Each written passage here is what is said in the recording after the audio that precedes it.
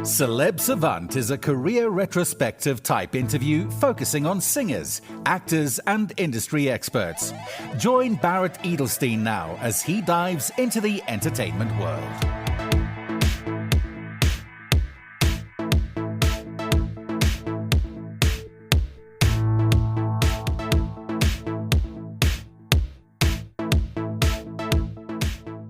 British music executive Nick Lawrence is the anti-accountant. BigStar, the company he founded, is the anti-accountancy. It offers services for creatives who shiver at the mere mention of the word. It's the antithesis of dusty suits in dusty offices, charging by the phone call while streaming Whale Songs Volume 2 and re-alphabetizing the filing cabinet. Not only does Nick not enjoy a whale song or treating his roster as cash registers, he believes in engaging with his clients as artists, giving them the foundations on which to realize their potential. Put simply, BigStar provides the order so its talent can bring the chaos. And it's rooted in knowledge. Nick's experienced and rejected the stultifying world of corporate finance. If he'd been a better DJ then, he would have run off and done that. But ever the entrepreneur, and between founding a record label and assorted music journalism, Nick came up with BigStar, an unholy love child of the two sides of his brain, financial nous combined with a genuine obsession for music and the arts. To date, the love child's come very good indeed.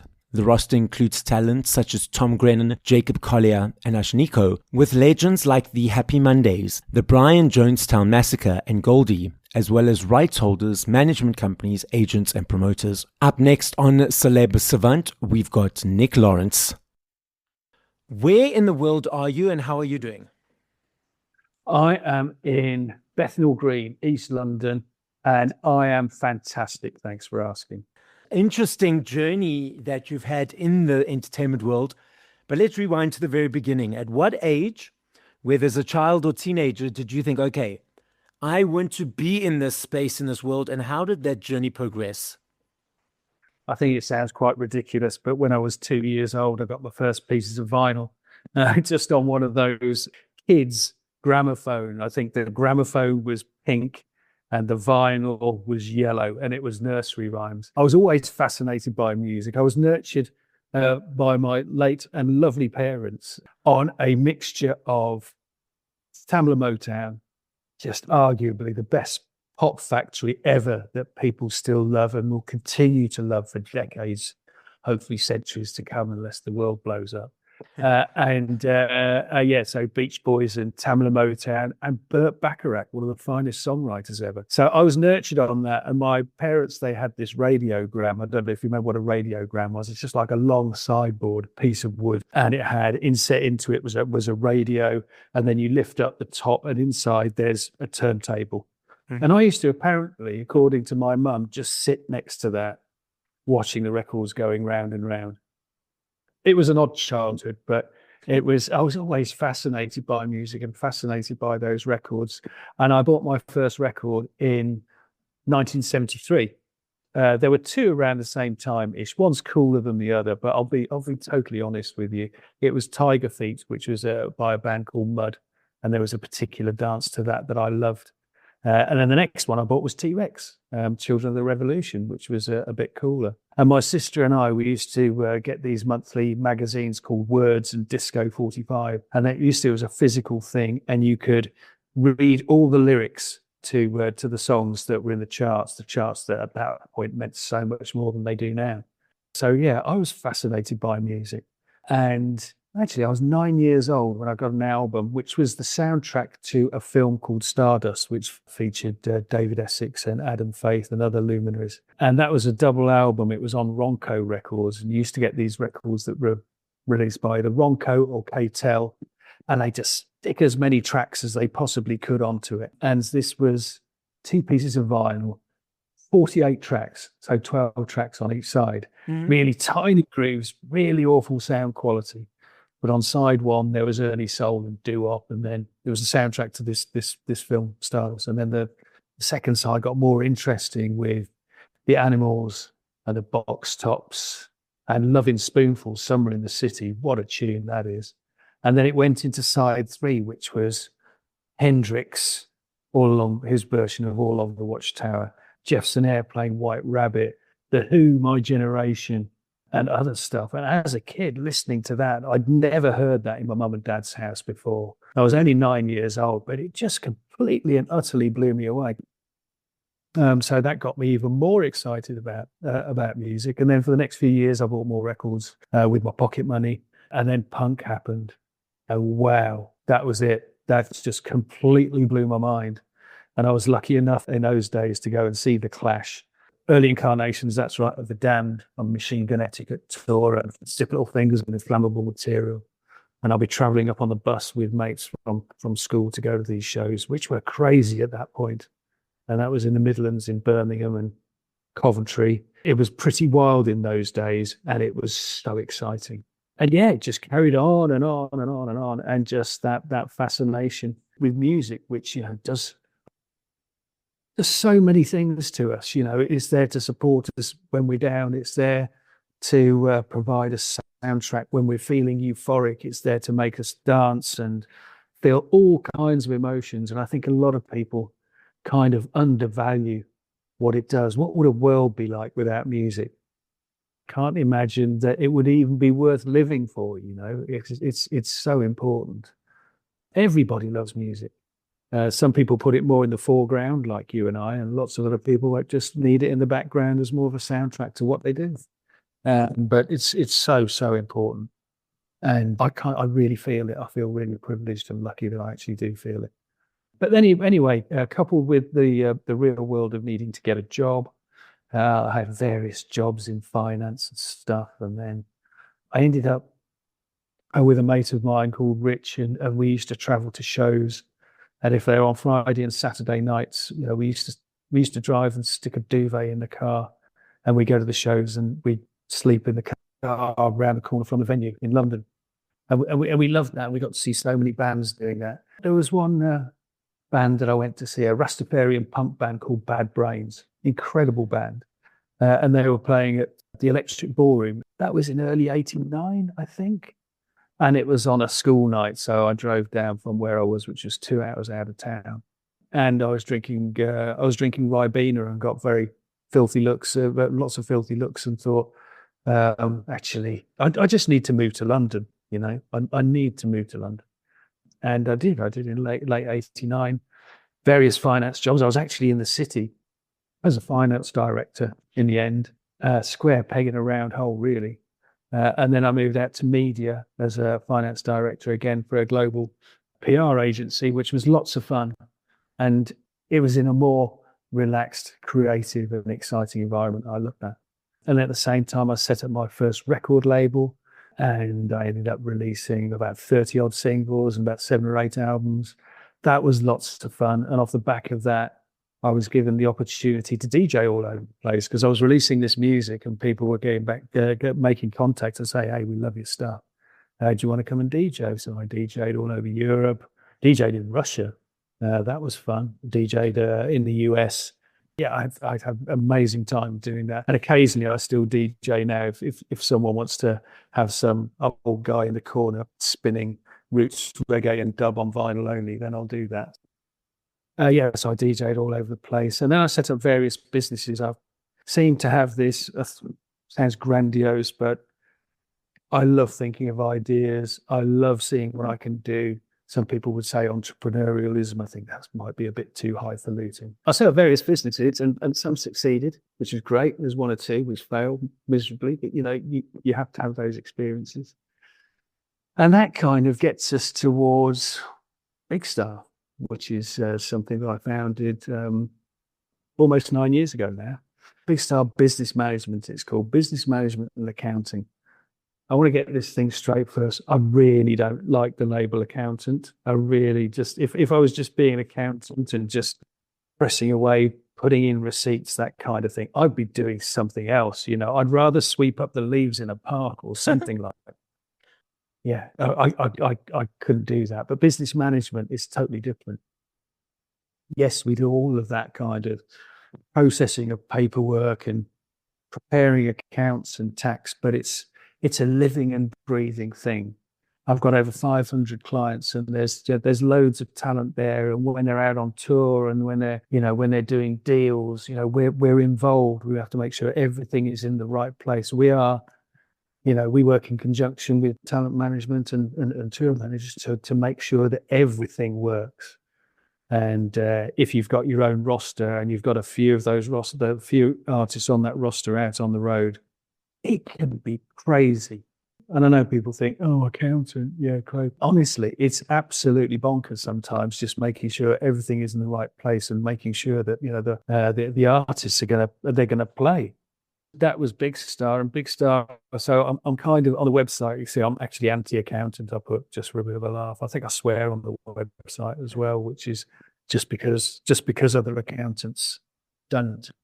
Yeah, if you have a look at an accountant's website, you'll see a picture of a £20 note or some grey-haired old geezer. I could qualify for that, and a subservient secretary type holding a calculator or something predictable. I don't like that. What I wanted to do was establish something that was really kind of relevant. And it was really, I think, key here is artist friendly. We don't just look after talent, we look after rights holders in terms of publishers, and labels and agents and management companies and promoters and festivals and trade bodies, all that stuff. But I just wanted it to be artist friendly. So, way before COVID, when we started, clean sheet of paper, everything was cloud-based and totally paperless, which means that the artist or the artist manager with approval can check out what's going on any device and on one of these and whatever. So transparency.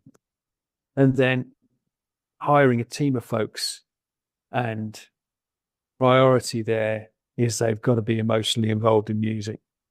Absolutely. That is a prerequisite. And of course, we've got hire lots of people because of their intelligence, their experience, their qualifications, and that kind of stuff. Going back just to the starting a record label and releasing the music, was that purely for yourself, releasing as you, or did you have a stage name? No, I think the important thing to recognize here is I have no talent. Okay. So what I wanted to do was release other people's stuff. Obviously, I've been involved in business and finance, and I've got an idea of the mechanics of how it all works. I've got this passion for music. So for me, at that point, setting up the record label seemed like an obvious thing to do. I was actually in a shop, a great shop called Soul Brother in Southwest London, where I live.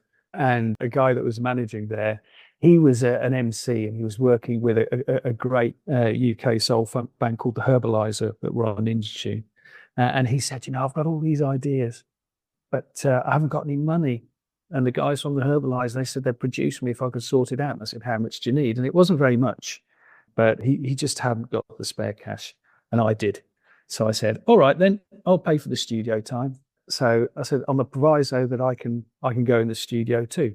So I went into the studio. What an amazing experience that was. I was sat alongside, and I was seeing these people work that I'd only heard on the radio or on the dance floor or wherever it was. Amazing. So at the end of that session, we had at that point, it was a DAT tape. And I said, well, what do we do with this now? And said, well, we need to get it mastered. Where are we going to get it mastered? He said, well, the best place is Abbey Road. And I said, how much is that going to be? And it was going to be 300 quid or something. I said, I'll pay for that too, if I can come along. So I went and I learned about mastering, and I went into the legendary Abbey Road studio. Amazing experience. What do we do now? We get some test pressing, as we're going to do a 4-track 12-inch. How do we do that? So it went through this process, and we had 500 pieces of vinyl on a Sunday afternoon on my lounge floor, putting stickers on them. And then I was walking around Soho doing sale or returns or whatever. Some people picked up on it. They made contact. And that's how I started to sell to other parts of the world through a network of distributors. It was lots of fun. And because of that as well, talent started coming to me. And it was a left of centre hip hop label that released stuff that was created on both sides of the pond and sometimes collaborated. And also got involved in the West London broken beat scene, which was just fantastic. So yeah, I look back on that period with real affection, but none of my work on it. So the only things that I could do is if the producers came up with a particular beat, I could kind of work out where I think the vocal could come from. And my network was getting quite wide then. So if I didn't know these people, I knew people who might know these people, these artists. So I could kind of pull in featured vocalists and work, I suppose. Some people say exec production. I was just looking after the interests of talent and the music as, my contribution to try and make the music as good as it could be. So now BigStar, am I correct in my understanding that you've got artists sort of that as part of your roster that you sort of talent-wise manage? Then you've got management teams that you work with regards to their tours and on an ad hoc basis? It's all, yeah. No, it's all ongoing relationships. It's not management in terms of management. Let me give you a kind of idea about the structure of how it works if you're talent. It's different to any other business. But the one thing that is common with all businesses is they need a strong team. And within that team, you will create a strategy and you will have appoint the right team with the right skills and experience to deliver on that strategy. So in a stereotypical business, I really don't like titles, but for this exercise, let's say you have a CEO. CEO is the main man. He's responsible for delivering to the stakeholders, which in case of stereotypical commerce, that's shareholders. And he or she will surround themselves with a team with expertise in sales and marketing, operations, finance, HR, IT. And he will be the ringleader and he will create strategy and the team will be responsible for delivering on that strategy on behalf of the shareholder. If you look at it from a talent perspective, the talent manager is the CEO. They are the ringleaders. They will discuss and agree strategy with the talent. And then they will surround themselves with a team to deliver on that strategy. So instead of a CFO or finance or accounting thing, you have a business manager, which is what BigStar does. You have an agent, promoter, a record label, potentially, or a route to market for records, a publisher, and a lawyer. I think that's pretty much about it. And so it's the talent manager that is responsible for making sure that the team assists with their areas of expertise to deliver on strategy. Does that kind of sound quite clear? Yeah. Ish. Yeah, and then from our perspective, as business managers, we look after all the money and make sure that the money is in the right place at the right time, and we do, and all the compliance related stuff. And when you're on tour, for example, and you go from the UK to Europe to the US, there's all kinds of things that have to be in place. But we make sure the money is in the right place, everything is accounted for. We work with the talent, we work with all other members of the team to make sure everything is in the right place at the right time. So we're pulling it all together from a finance perspective. And I say, if you've got a roster, we've got 5 teams. And those teams, they have their own rosters. And as mentioned earlier, if you've got a major artist or several artists in your roster out on the road at the same time, it's pretty hairy. And you've got to make sure that everything is in the right place at the right time. Everyone knows what they're doing. Otherwise, that tour isn't going to work. I have been following the charts since I was like 3-4 years old. I always used to run to the radio and listen to it. I've got, the official charts, the encyclopedia of all the charts, every chart from the 80s and 70s and 90s, same with the Billboard. I've always loved the charts. You said something earlier, which for me was quite interesting, and I still check the charts every week. And you said, in your perception or your observation, they're not as relevant, not as important as they used to be. Why do you say that? It's important because it is still a barometer to gauge success. And it's a really good PR tool. It's a lot easier to get into the charts than it used to be. If you're releasing an album in the UK, you can do underplays around the UK in stores and in small venues, and you buy a ticket, and at the same time, in that bundle, you get a ticket and you get a piece of vinyl or whatever it is, or a CD. Those all count for charts. So, when in the week of release, you will see that there are lots of artists going up and down the country to record shops and small venues, trying to sell as many units as possible to get in the charts. And it can be a few thousand and you're in. Not like it used to be. People used to kind of revolve around the charts. It was a big thing. You had Top of the Pops, the sale of physical units. It was much more tangible. And, you'd listen to music and be influenced from music from radio, which is still the case in part. But, the units used to be considerably greater. And culturally, it was different. I'm not saying it's better. I'm just saying that it's different in terms of how people used to experience and consume music. If you look at the landscape today, that's changed. How do people experience music? Well, still the same, the latter kind of applies. But if you're looking particularly from a pop perspective and some non-pop, it's influencers via social media, pushing it to devices, which is where you'll first experience music. So it's different. And if you have a look at the composition of the charts, you will see that there's still, Fleetwood Mac Rumours is still there because lots of people still play it, still stream it. Streaming, I think, there's really good stuff there. There's some not so good stuff there, but streaming is, has its upside. I know that there's an upsurge of physical around the world. I was reading an article last week. In the US last year, it was $1.4 billion on vinyls, the biggest since 1983. I know 3 years ago in the UK, there were 5.9 million sold, the biggest since 1993.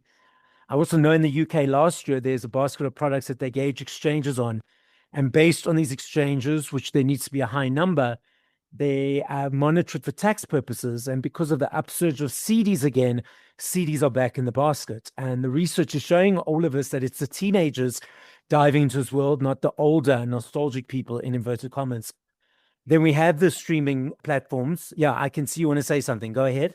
What happens with the younger folks, they buy it physically, like they might have bought a calendar or a poster or whatever, and they stick it on the wall. They might not necessarily play it. Let's say one of my close associates is a guy called Alan McGee. I don't know if you know Alan McGee. Alan McGee, he's most famous for signing Oasis, and he built up Creation Records and then he sold it to Sony. He's now got a management company. I work very closely with him. Most of his roster where I can, which is I've worked with him on the Happy Mondays for over 10 years. They're out on the road at the moment. And one of my favorites where I get really involved is a band called the Brian Jonestown Massacre. They're absolute legends. They make the most beautiful, beautiful music. And yeah, they are properly rock and roll in their approach to everything, which is great. It's so exciting. And I say the music's just stunning. If you look at them and the relationship they have with their fans, it's a real cult kind of thing. So whatever they do, and whatever they do is always good. The bar is always high. Fans will buy. And their physical sales are enormous. They're enormous, wholesale, retail, D2C, and particularly on the road. That physical artifact, it is so important. It's a really emotional, physical thing. So, for example, what a lot of people do, yours truly included, is I experience a lot of stuff on the streaming platforms, and then I'll buy it physically because I'll want to have a proper emotional relationship with that music. So, the experience thing, I create a playlist every month, and that playlist consists it's just stuff that I add during that month. It can be things that I listen to on the radio, whether it be, more curated stuff like Six Music or the online stuff like MTS, which is great, and other channels. It can be stuff that I Shazam if I'm in a bar. It can be things that I read about, that I'm inquisitive about because the words are interesting. And I'll listen to that and I'll get used to the music. And then I'll want to experience it more. And the end result of that will be a physical purchase, particularly for me, vinyl, but yes, CDs as well. And with Brian Jonestown, the manufacturer, we're consistently repressing vinyl and CD formats of the catalogue being lapped up by fans, old and new. And it's a beautiful thing. I think it's part of it. But when you've got a band that has that kind of cult relationship with their fans, they're really emotionally involved. You have to get the product right. The bar has to be high. You cannot deliver anything that is poor quality to your talent. That just doesn't work, and it shouldn't. Yeah, and give the fans what they want. Do you think the fans should have more of an understanding of the energy exchange, what's happening? I'll give you an example. I teach spinning classes, and I decided to do a focus group. I've done 3 focus groups. The first one was with 10 people, the second one was with 8 people, and the third one with 3 people, all before my spinning classes.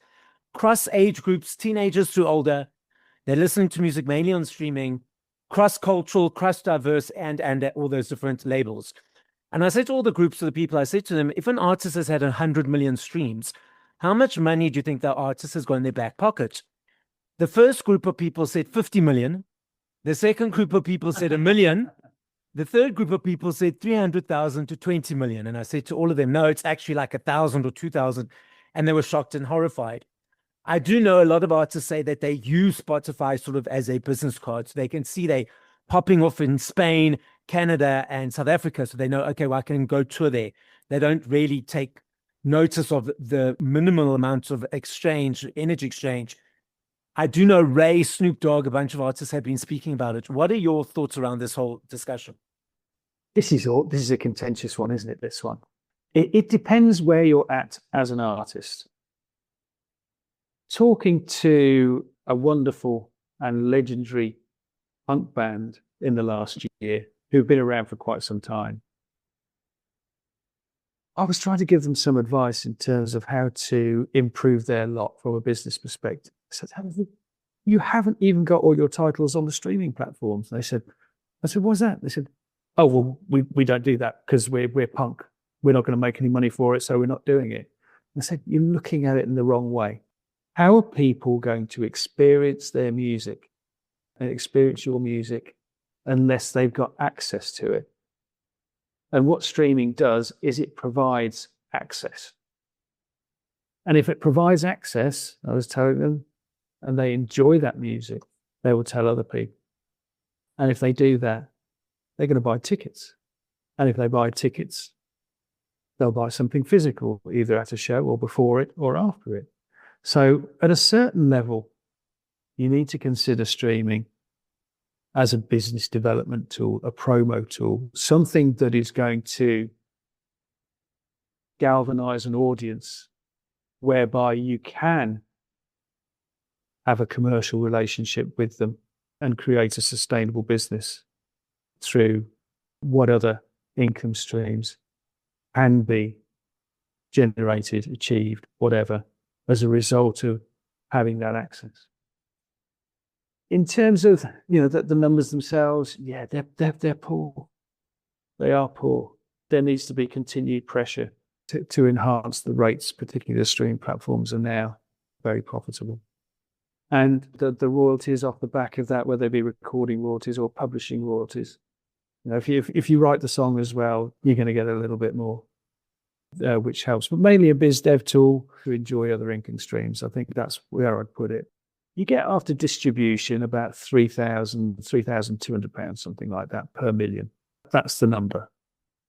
And that goes to the rights holder. Whether you've self-released, you get the lot. If it goes to a label, then you might only get 20% of that.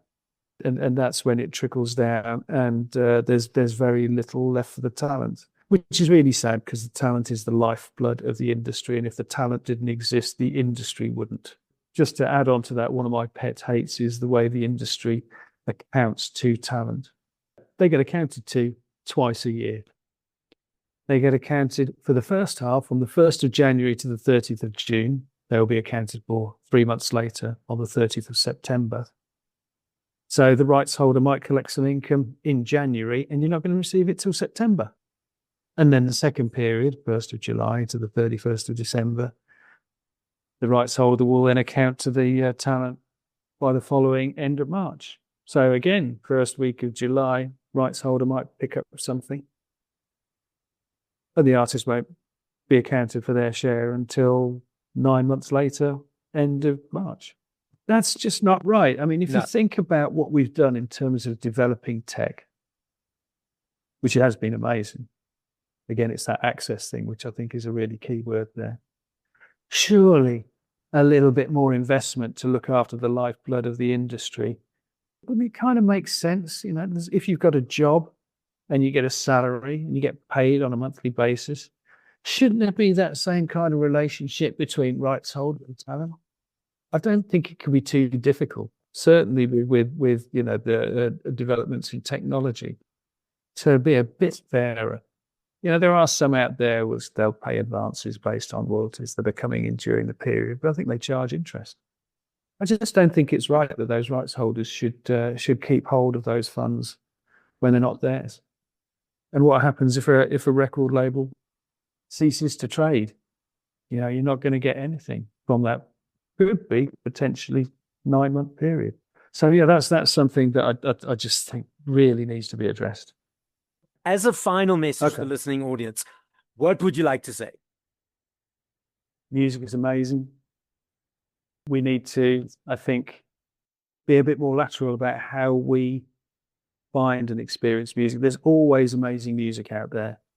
I think just if you can be more inquisitive and find through whatever channels you need to go to be able to experience something new, something different, rather than have it kind of curated for you via social media, which, a lot of the major labels are doing very well on back catalogue. Thank you very much, due to streaming. And, I'd like to see more of those receipts invested in new talent where there's more integrity rather than being based on TikTok traction, for example. Just be inquisitive, go and find that music. Don't rely on what's being curated for you through the major channels.